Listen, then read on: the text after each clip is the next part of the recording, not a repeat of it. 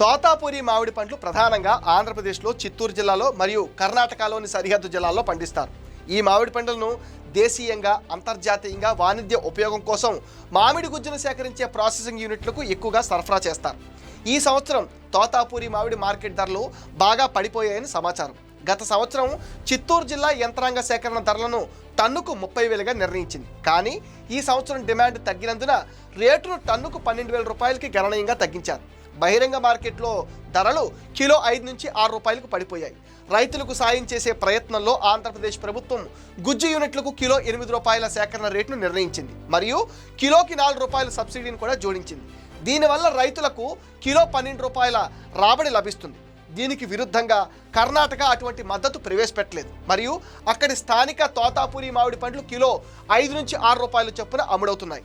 కర్ణాటక నుండి చౌకైన మామిడి పండ్లు రావడం వల్ల ధరల పత్రం ఇంకా పెరుగుతుందని ఏపీ ప్రభుత్వం కర్ణాటక మామిడి పండ్లు ఏపీలోకి రాకుండా నిలుపుదల చేశారు. ఈ నిషేధం కర్ణాటకలో ఆందోళనకు దారితీసింది. ఆంధ్ర సరిహద్దు సమీపంలో ఉన్నవారు తమ ఉత్పత్తులను అమ్ముకోవడానికి చిత్తూరు గుజ్జు కర్మాగారంపై ఎక్కువగా ఆధారపడతారు. సచ్చివేడు నియోజకవర్గంలో నారాయణవనం, కేబీపీపురం, బుచ్చినాయుడు, కండ్రిగా, సచ్చివేడులో జ్యూస్ ఫ్యాక్టరీల వద్ద రైతుల ట్రాక్టర్లు ఎదురు చూస్తున్నాయి.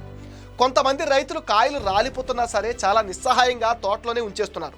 చిత్తూరు జిల్లాలో మామిడి రైతులపైన వైసీపీ మీడియా గత కొద్ది రోజులుగా ఫేక్ ప్రచారం అయితే చేస్తుంది. తమ నేతల పరిశ్రమలే రైతులను ముంచేస్తున్నాయన్న నిజాల్ని దాచి తానేదో రైతు జన దాన బాంధవుణ్ణి అన్నట్టుగా బిల్డప్ ఇస్తూ ఈ నెల 9వ తేదీన బంగారుపాలెం వెళ్ళడానికి రెడీ అయ్యారు. ఆయన పర్యటన వల్ల ఏం జరుగుతుందోనని ఆందోళన వ్యక్తమవుతుంది.